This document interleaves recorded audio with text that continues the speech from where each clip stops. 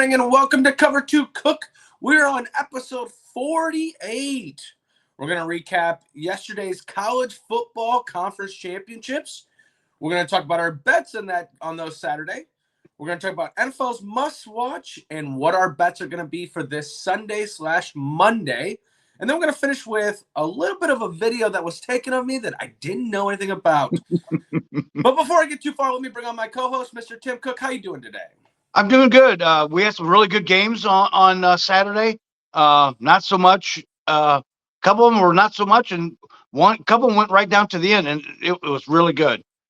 No, I totally agree. And let's get it started off right off that first game, 11 o'clock game, Arizona State versus Iowa State, the Big 12. Who's the better team? Who's going to bring it? Well, only one team did. Arizona State just smacked them from the beginning. And honestly, I'm sorry.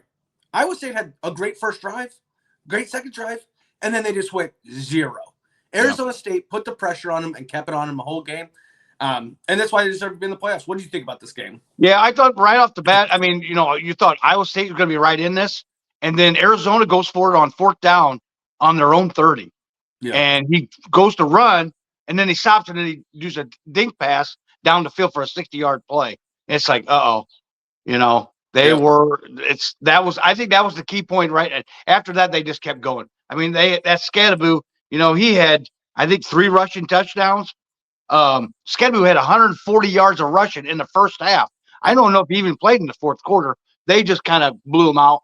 Rocco Beckton got rocked. He had to come out of the game, and then he ended up coming back. But yeah, this wasn't much of a game after they got out to that big lead, and they just put it on them. Well, they're a good team. They're going to be a good team, and they're going to be a tough out in the college football playoffs. I totally agree, and I think a 12 seed is actually really, really bad, or really, high for them. I think they're better than a 12 seed. I think when we watched them play yesterday. Now, here's the problem: your competition is the Big 12. I don't think the Big 12 has been great this year at all. Okay, Iowa State, I think, kind of just ran their trail, and what I mean by that is, I kept saying that in the last podcast. They had all these night games that were must win, must win, must win. They get to this game, and now you got to get that excitement one more time, and they just didn't have it. Right. They had it for that first drive. They had the obviously pregame jitters that led them into the first drive, second drive. But then Arizona State, when they went for it, it shut them down, obviously, and it shut down the crowd a little bit. But when Scadaboo can't be tackled and is just balling and running, defense gets tired. And that's the problem with teams that can run the ball very well, is your defense has to be able to play 4 quarters. We see it in the NFL when Derrick Henry and Saquon get going in the fourth quarter because the defense is tired. Arizona State's going to be a tough team. The only thing that Arizona State makes me nervous about is that defense. Their secondary kind of lets up a lot. Right. And Iowa State, I just feel like after being a conference team, you would know that and kind of attack that. They really didn't go after it. I think once that quarterback got hit the way he did. Yeah. Well, and Iowa State had 3 turnovers in the third quarter. I mean, bang, bang, bang, and it was just like, and Arizona State capitalized with touchdowns. Yeah. I mean, next thing you know, it was 41-17. I mean, it was they were starting to blow them out. So it was just like, and if you got that running attack with Scadaboo going, they'll eat the clock. And I mean, they even had Iowa State had 11-play drive and missed the field goal. Yeah. I mean, you got to capitalize. If you're going to eat the clock, you better score, whether it be a field goal or touchdown. Well, and that's exactly like what I said on yesterday's podcast was Arizona State's going to have opportunities to make plays on defense, and they did. And then they went down and decided because when a team's like, hey, we're going to be pass heavy, and the other team's like, we're going to be run heavy, there's a great chance that passing team is either going to win by a lot because they executed very well. But if they don't execute very well, which Iowa State has not all year, they've won some of these games barely, then Arizona State that runs the ball, chewed up too much clock. And and also, too, Iowa State let up big plays. And Yep.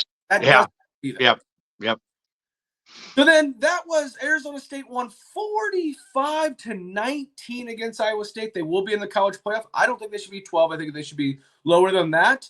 But then it moves us to our 3 o'clock game. SEC. Texas is going to take this one. This ain't no worries, right? Georgia wins 22-19 against Texas in overtime. What did you think about this game? Yeah, I mean, Texas had the first, turnover, or they got the first turnover by the Georgia interception. He still does not look, Beck does not look like he's not. And that defense is really good. I mean, that was a really good defense. Yours early had time early and to get the ball down the field, but they were just, Texas defense was swarming against Beck. I mean, it was just a field goal match. It was back and forth.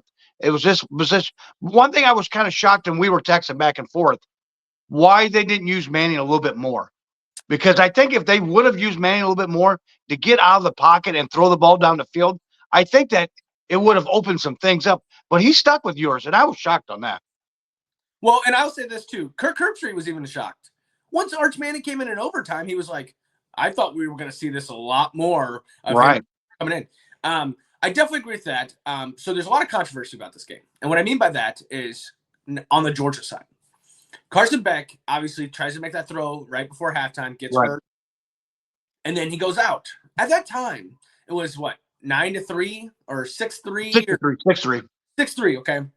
So 6-3 going into half, low scoring, really good for my over, and then they come out with the backup. And the first drive, they go down and score a touchdown. Okay. Yeah. So Georgia fans, I've seen on social media, have already started saying, maybe we don't go back to back. And whatever injury this is, maybe we don't go back to him. So Beck made comments earlier this week saying that, did you watch the game plan of Texas and Georgia the first time you guys played? He goes, I don't like watching film. Actually, watching football kind of bores me. That was his okay. Yeah. And then there was a play where in the end, ran outside and tried to look for blocks, and Carson Beck is just standing there, not blocking. It's the SEC championship. Got to go to war. Yep. This other kid comes in. Stockton. Yes, comes in and literally in overtime runs to go to score and gets destroyed. Yeah. Me and my wife were sitting there, which I thought she was watching the game. Obviously, she was a little bit, but watching me more. But we both go, oh, shit. I mean, his helmet popped off. It looked like his eyes rolled to the back of his head. That was a hard hit. But he gave it all for SEC championship. Yeah. But I think Carson Beck has had a trash year. And I think they go with this quarterback going forward. Right. Well, and this quarterback, this backup Stockton, he was like all state in Georgia. Yeah. So, I mean, he's got some credentials that he's a pretty good ball player. I mean, and it proved ran the first start of the second half. Man, he took him right down the field, and got that touchdown. I did like it.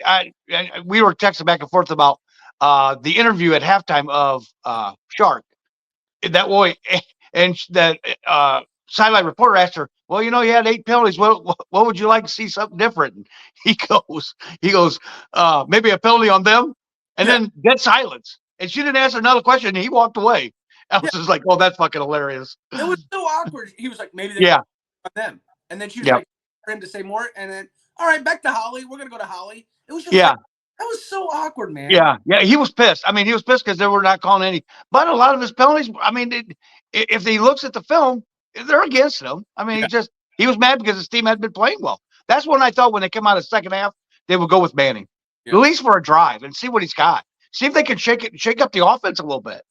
Well, and I think Arch brings something else to the game with the multi, like the running and the passing. Right. Quinn Ewers is definitely more accurate, as we've seen like through the time that Arch has played.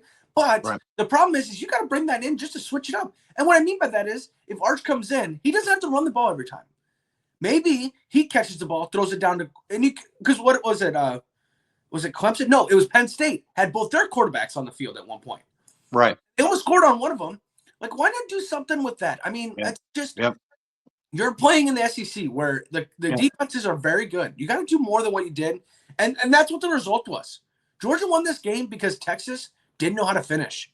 They just chased their tail at the end, and honestly, the overtime, I thought that was, what are you doing? I mean, Georgia, I know, got to 8 overtimes with Georgia Tech, so they were kind of used. Both of them used their first time out in the first drive, so. Yeah, and maybe do you think that he didn't want to show too much, knowing that he's going to make the playoffs already? So if he loses, oh well, and didn't want to show too much, to show his hand too much. It could have. I mean, he didn't want to lay it all out. That's a valid point because I didn't feel like he was as emotional or animated on the sideline. Right. Oh, he was the one when they were calling the penalties in the first half. He was. You could tell when he was covering this with this play sheet, he was not happy. Yeah, no, I definitely that is an interesting point because you got to think that way strategically. Which that's not good. That's not good for your conference championship which we all knew that was going to happen going to a 12-team playoff, is that maybe some of these teams that are already clinched are not going to really show their hand too much in the championship game, knowing that they're already in. Well, I will say the one thing about this is now Georgia will be the first round bye. Yeah. And got to play at home and win. Mm-hmm. Wait, did Texas? Oh, yeah. Texas lost at home.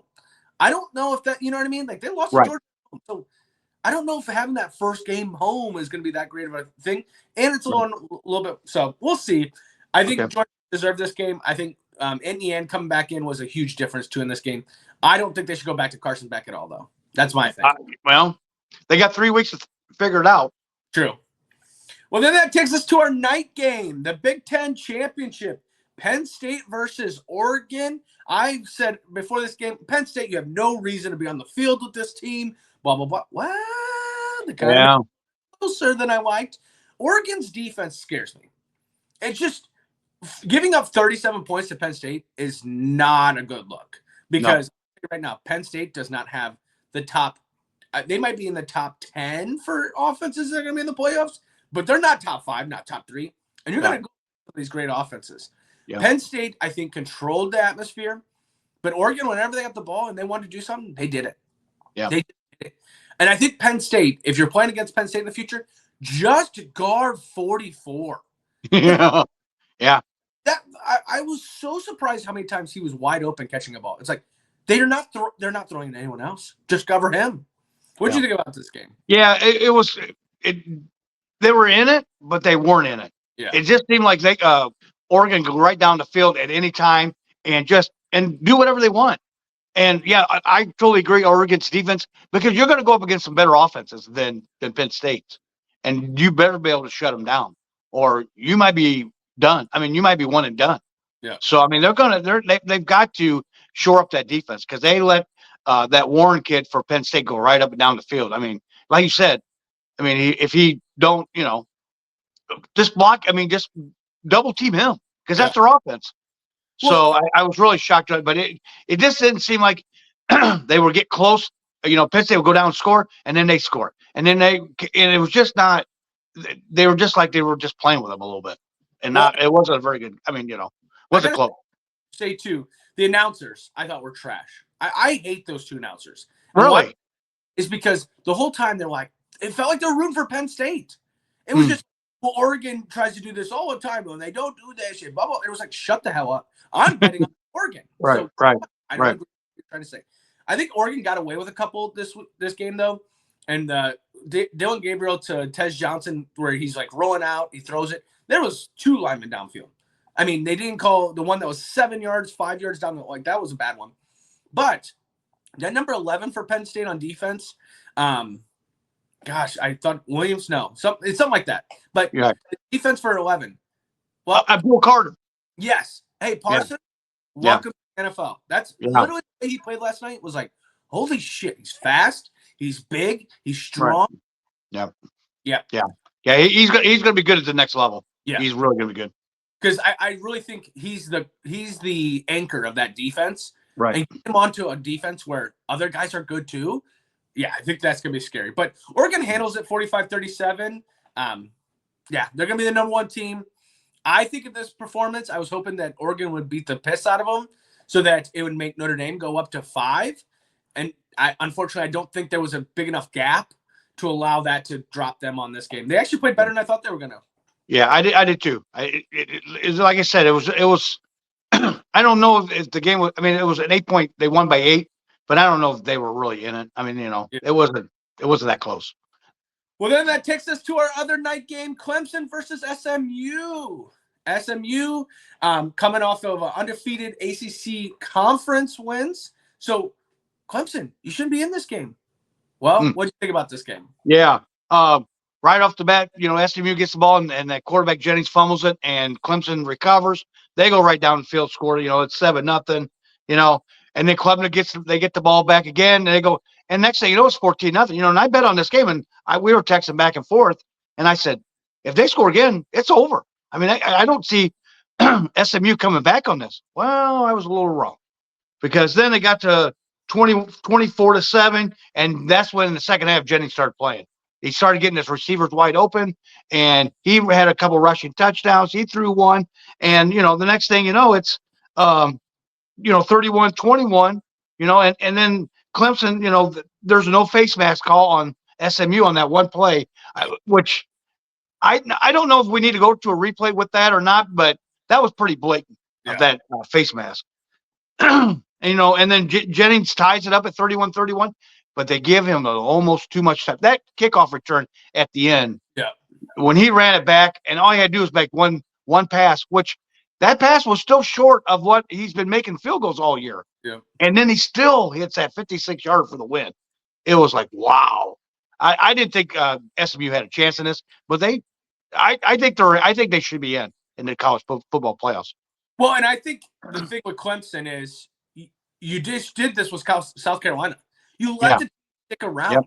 And I will say, going forward, if you keep doing that, you're going to lose in the playoffs. Yeah. You're going to lose. So, the first half, they were all the commentators and stuff were like, well, SMU's out because they're getting their butts kicked. They're out. Mm-hmm. Well, now that they came back, and yes, the kickoff was what killed them because they had all the momentum. SMU would have won it overtime. I think they win that game. They had all that momentum. Yep. It's one of these things where when you get too high on this like momentum, you have to keep it and don't let anything surprising happen. Kickoff's one of those moments. Like it just, and it wasn't like he could have got tackled earlier in this kickoff. It was just wide open and he went down, and then you let this 56-yard field goal happen. It was like, it sucks. I think SMU with a last second field goal losing should still be in. I think Alabama should be bumped out. Yeah, I agree. I think this is just a situation where I get it. Everyone wants to see Alabama play, but let's not forget that Alabama lost to Oklahoma. Awful. Yep. It was an awful game. Okay. Yep. Lost to Tennessee. Awful game. These are blowouts that Alabama looked at. Okay. So looking at this game, if SMU's second loss, and I think they lost to BYU when BYU was at the hot of the war. Right. Their second losses in the conference, you cannot penalize teams playing in the conference. If you do that, you're going to have teams that say, you know what, let's stop playing that conference championship. Right. Because Alabama that did not play in the conference championship. You can't do it. And I've seen a projection, not to get off on this game, but I seen a projection right now that Notre Dame would play Indiana in the first round. Let's go. That'd be something, playing a Indiana team. So that would be fun. So how'd you get your weekend? 1-2, not so much. I had the Ohio money line. Yeah, Miami of Ohio, and Ohio just kicked the shit out of them. That wasn't even a close game. I did have the Arizona State given the 2 that covered, and then SMU did not cover last night.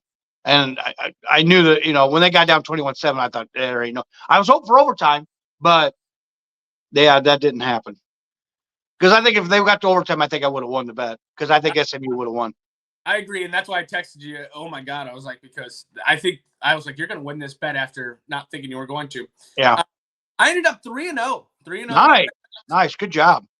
Arizona State, obviously the 1.5 win by 40. It felt like Georgia versus Texas under a 50.5. First half, I was like, yeah, this is easy. And started scoring the damn ball, and it's like, relax, okay? I think the final score was like 41 or 42, but doesn't matter. When we went in overtime, I got really damn nervous. Yeah. We were texting back and forth on that one. And then -3, they won by what, like 14 or something like that. So 7, whatever. 3-0 on that one. All right, let's move to the NFL must-watch games. This week's kind of tough. A lot of teams are on bye. 6 teams on bye. So some of these games are must-watch, but kind of just because of either future playoffs or redemptions. So first game is Falcons versus Vikings. Return of Kirk Cousins to the Vikings, coming off of 4 interceptions. Now, Vikings defense have stepped up when they needed to, but Stephon Gilmore is questionable going into this game. That is a huge loss. That is their shutdown corner.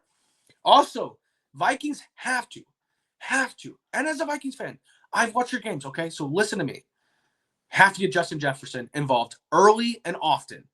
And on the Falcons side, Bijan Robinson has to get involved early and often. What do you think about this game? Yeah, I mean, this is Falcons. You know, they started out 6-3. Now they've lost 3 in a row, so they need this game because the Bucs are right on their tails. So I mean, that they've got to play better. And you know, you said the Kirk Cousins deal. Um, the Vikings, they're on a 5-game winning streak. So I mean, they're playing probably the best ball right now that they played all year. You know, Vikings need to pressure Cousins because if they do, like the Chargers did last week, you know, they pressure him into 4 interceptions. I think if they could do that, I think they get a good shot of winning. But that Vikings defense needs to step up. The last couple of weeks, they have not done really the greatest. And I have them on my fantasy, so they need to step up.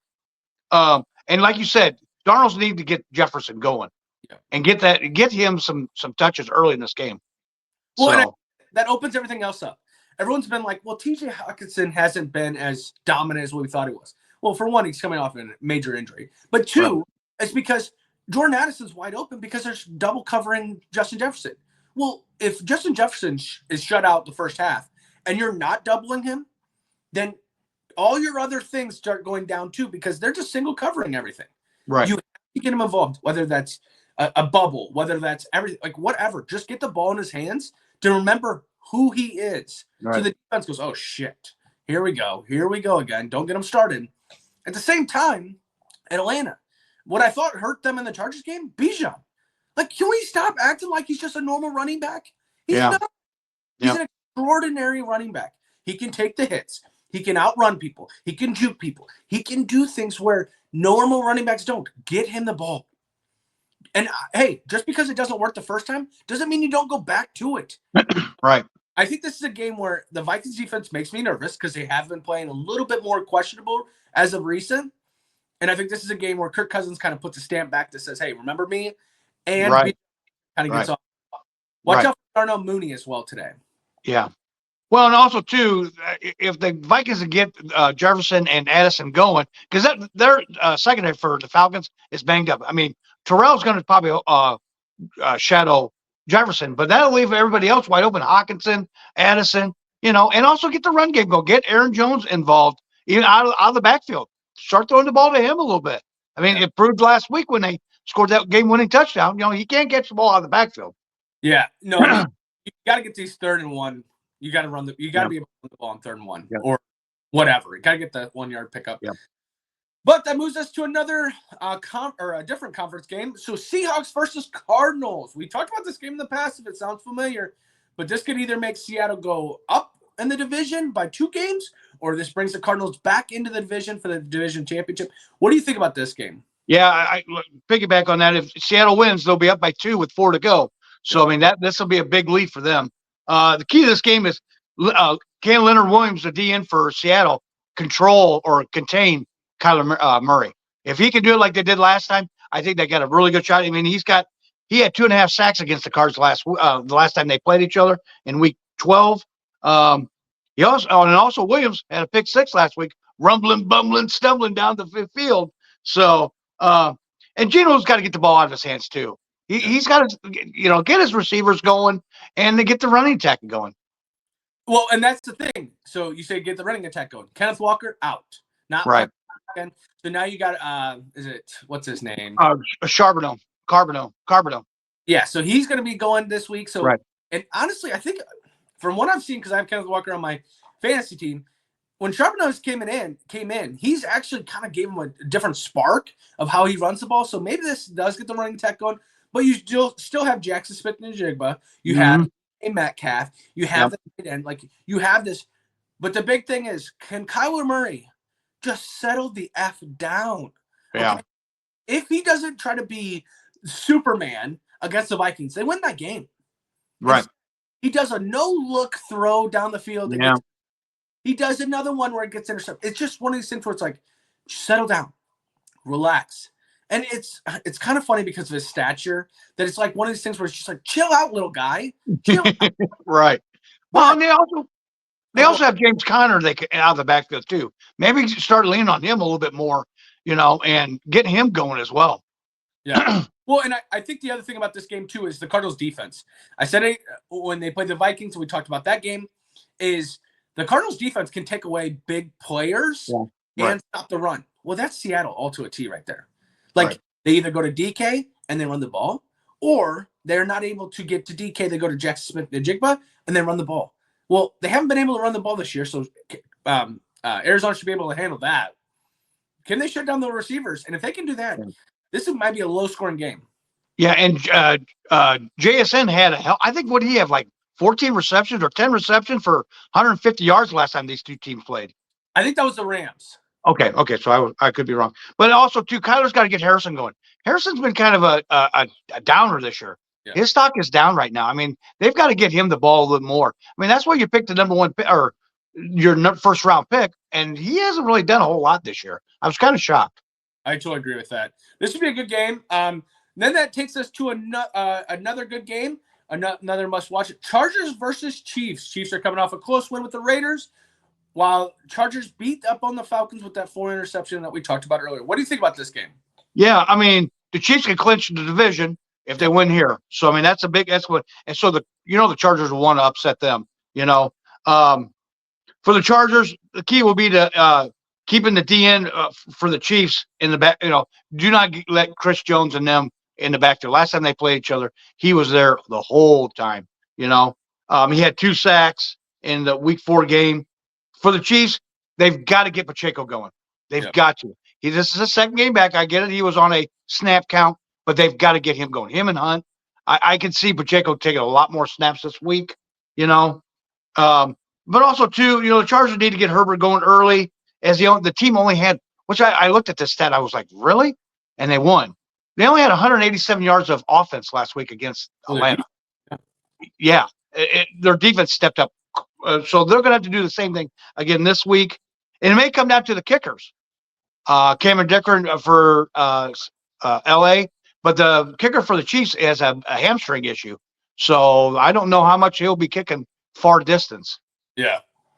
Well, I think this one is watch for Ladd McConkey and Quentin Johnson have big games, because the secondary for the Chiefs right now is struggling and injured. It's just one of these things where but you got to give Herbert enough time to get the ball out. If you can get them out, if you can let them get the ball out, it could be one of those games. On the other side, for the Chiefs, did you guys pick up DeAndre Hopkins? Did you not? I don't know, because you're not throwing the ball to him. Yeah.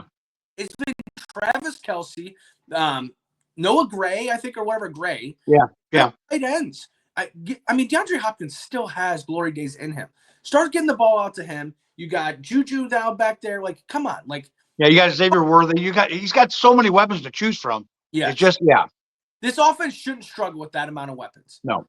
And I don't want to be that guy, not for hot takes and all that, but when are we going to start putting on Patrick? When are we going to start saying, hey, you got all this, start performing?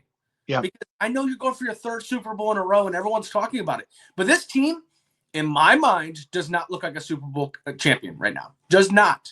So you got to find a way to get this offense going, because you're waiting too late to get that snap to get going. So, and I think this could be that game too, because you see the Bengals put up a lot of points against the Chargers as well. Can the Chiefs get that offense going?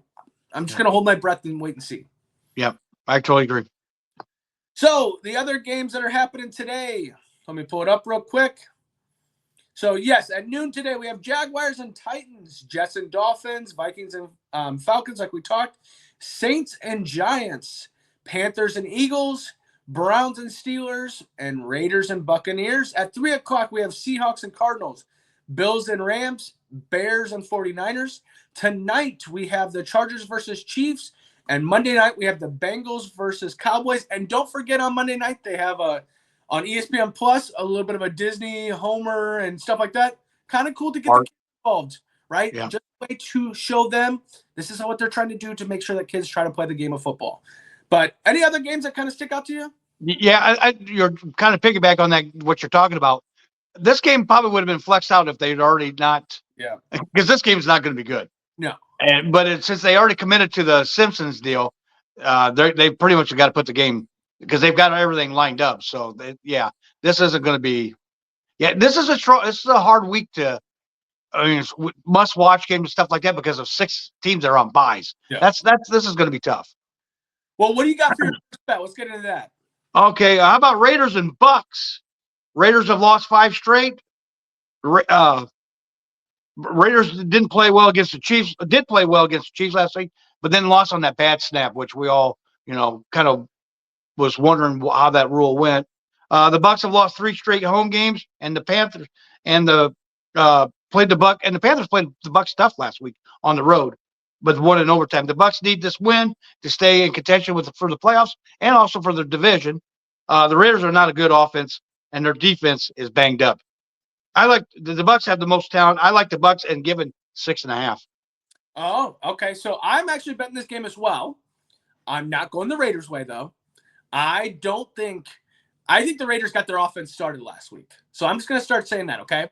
I think Tampa played Carolina way too close. Way too close. But you know what Carolina did pretty easily? Score points. Yeah. So I'm looking at the over on this one, 45.5. I think both teams are going to be able to score the ball. I think with what we saw with the Chiefs, they didn't kind of get that many points going. But you have the quarterback for Baker. Baker will make plays that you just go, what the hell's happening? He's got all of his weapons, most of them back, except for Chris Godwin. He's got his ways to get the ball down to Bucky Irving, stuff like that. Yep. I like the points of over and 45.5 in this game. Yeah. I mean, I don't know that Raiders. I mean, the goal. Ain't no. I mean, I think that could happen. I don't know. I just think they got it going. I don't know if they'll keep the momentum going, but what I saw last week, I felt like that was a good. Gotcha. Hopefully, what do you got for your second bet? Saints and Giants. Saints lost last week 21-14 to the Rams at home. They've lost 4 straight on the road. Giants lost on Thanksgiving to the Cowboys and lost 6 straight at home. So somebody's got to win. The favorites have covered the spread in 6 of the Giants' 7 games.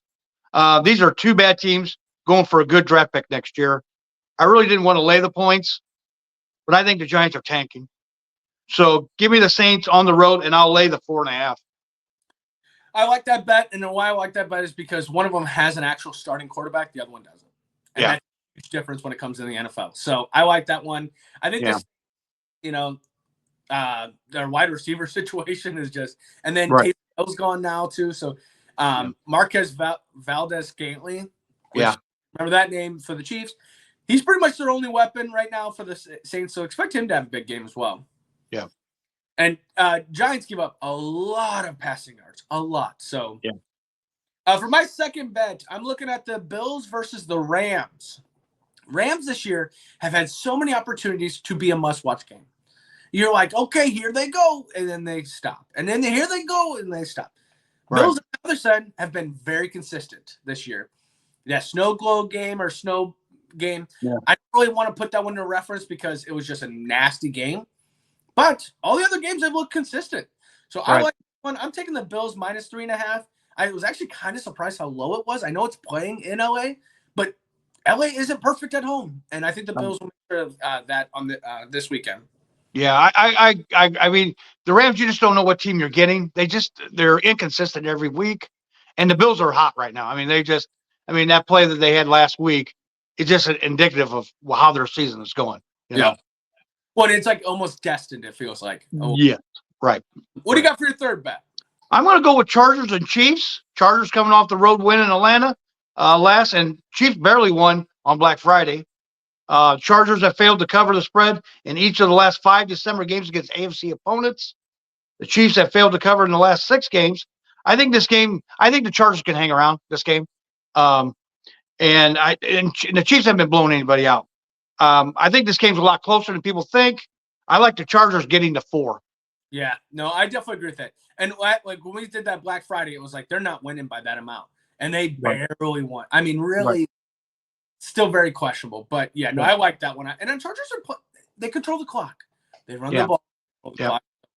I definitely like that one. For my last bet, I just clicked off of it. That was silly to do. Titans versus Jaguars.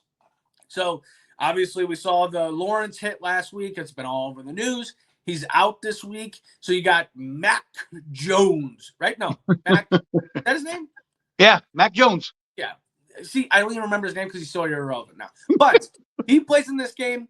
Titans got Will Levis, which he's a wild card. I just feel like that wild card is going to kind of perform today better than Mac Jones is. Mac Jones also doesn't really have, outside of like Etienne and Bigsby, I mean, I know he's got Robinson as well, but I think Titans handle that one. Titans are also one of these teams where they'll throw a 40-yard pass with just no hesitation. I like this game. So I am going to lay the points with 3.5 for Titans to win this game. It's at home. Yeah, I'm going to take the home team on this one. Yeah, I mean, but you know what? Last week, Mac Jones brought that team back against Houston. So, I mean, he had over 200 yards passing, and he didn't come in until the third quarter. So, I mean, if he can get, I think it's Thomas, his wide receiver, that young wide receiver from LSU. If he can get him going and ETN could get going, I mean, they might be able to make this game a little closer. So it was Brian Robinson. I thought that was Brian Robinson Jr. It could be. It could be. But yes, the only thing I will say about that game last week was Mac Jones looked great. Well, the whole team was pretty pissed off about how that happened. They had the field advantage. I just felt like that kind of gave them the drive. And who did they play again? Houston. Yeah, Houston sucks this year. Okay, so remember that. Okay, Thank you for alley-ooping that one because I knew I was going to slam dunk. All right, so that is our bets this week. If you do bet with us, please bet responsibly. We are just two goons talking. He kind of went off a 12-0 run. He kind of went back. That's how betting goes. Okay, so if you don't have it, don't bet it. Okay. Last thing I wanted to talk about before we leave today is video got posted on the account this morning. Hopefully you got to see it. A little reel. Looks like the wifey did a little bit of a husband bingo last night. She knew I was going to be watching the games. I thought she was doing Christmas shopping or doing something like that. I thought I could talk to her during the game. So finds out that later as the night goes on that she's literally recording me. If you guys want a good little laugh and what it's like to watch a game with me, watch the video. She hit her bingo as I had to go take a piss at the end of or there was a score or whatever. But it was a funny little thing. I do enjoy getting to see that. Also, I'm going to tell you right now, I'm going to watch the games today. I'm going to keep my mouth shut, okay? All here because now I'm not going to get Right. Kind of been let know that I was recording because I was lounging around, okay? I was eating chippies. I was drinking protein shakes. I thought I was just on my own, just watching the game. So Well, and you know what? You are no different than probably half of men in America that watch the games and just they make comments. They're like they're talking to the TV. Yeah, well, and it's like I bet you half of people that watch these games are doing the same thing that you're doing. So they should get a good laugh out of it. Well, and they're probably thinking, yeah, I do the same thing. I think it was a trend that was happening or something like that. And so she did it. But it's one of these things, too, where I just thought I was talking like, hey, did you see this play? Did you? And I'm not going to lie. I had some little bit of motivation to watch these games. I had my money on there. So that's not funny when they're not. Luckily, I went 3-0 because you would have saw it yesterday. But want to thank everyone. Have a great weekend. Enjoy the football on Sunday. We'll be back on Wednesday. We'll have a lot to talk about. Obviously, NFL. But now we're starting to know who is exactly going to be in the college playoffs as that gets announced today at noon. So please listen on Wednesday to find out what we're talking about as Army-Navy will be our must-watch game on Saturday. But have a great weekend. We'll talk to you on Wednesday.